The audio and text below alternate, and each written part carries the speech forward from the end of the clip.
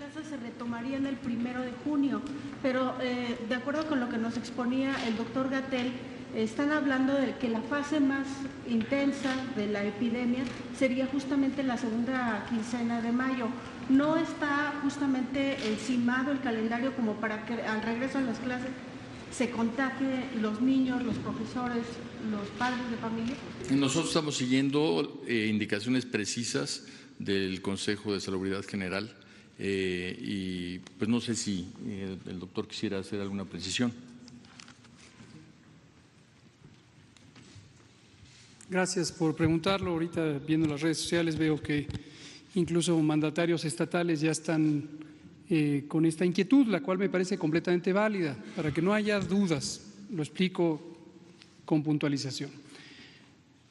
El propósito de las medidas de mitigación, esto lo hemos dicho varias veces, desde antes del primer caso en México, el propósito de la mitigación no es la extinción de la epidemia, es la mitigación, como el nombre indica. Mitigar quiere decir reducir, mermar, atenuar, empequeñecer, no es extinguir la epidemia. Si pretendiéramos hacer medidas de control absoluto, tendríamos que mantener al país completamente congelado, lo cual evidentemente llevaría al colapso de la sociedad, aquí o en cualquier parte del mundo, o tendríamos que mantener las medidas de restricción hasta el 2022. No tiene sentido, ¿verdad? Hemos dicho una y otra vez que las medidas tienen que ser proporcionales al riesgo y considerando los efectos secundarios. Esto es lo mismo que pasa en medicina clínica, esto también sirve para visualizarlo. Pongamos un ejemplo hipotético: si necesitamos que una persona sea intervenida quirúrgicamente para quitarle el apéndice, por ejemplo, por poner una de las cirugías más comunes, si no operamos, la persona tiene un problema de que el apéndice se ulcera, se perfora y se causa una peritonitis, se causa sepsis y la persona se muere. No hay duda que tenemos que operar.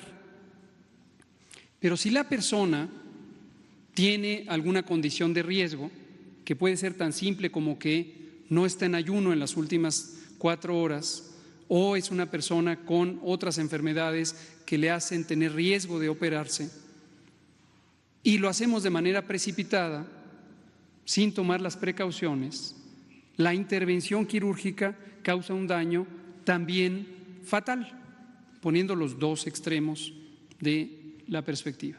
Entonces uno tiene que encontrar el balance correcto entre hacer el bien con una intervención y minimizar los efectos secundarios. En este caso, los efectos secundarios también son de enorme interés público, porque es la vida pública, la economía nacional, la economía social, y en particular en un país donde desafortunadamente tenemos a la mitad de las personas viviendo al día, porque hemos vivido por muchos años, décadas, en un modelo económico y social que ha concentrado la riqueza. No podemos cegarnos a que esa realidad existe.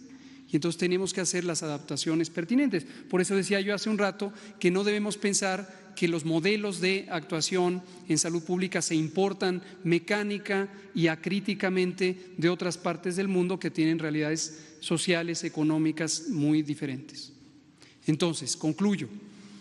El acmé de la epidemia se ha proyectado, se ha hecho una predicción matemática de consenso de más de 7 grupos académicos, que estaría alrededor de la segunda semana de mayo. Concretamente se ha predicho que entre el 8 al 10 de mayo.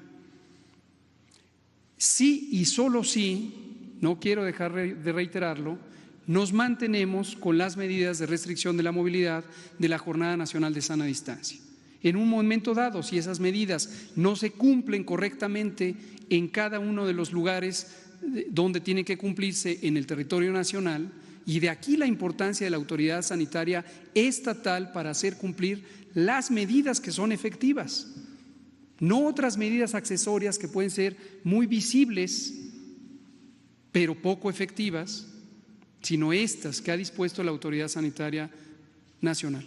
Entonces, si estas se cumplen, vamos a tener una reducción de los contagios, seguiremos teniendo contagios, seguiremos teniendo cada vez más contagios hasta llegar a ese punto máximo de la epidemia, pero la cantidad de contagios por día será menor a la que hubiéramos tenido si no se hicieran estas medidas o a la que tendríamos si las medidas se hacen incompletas, insuficientes o mal.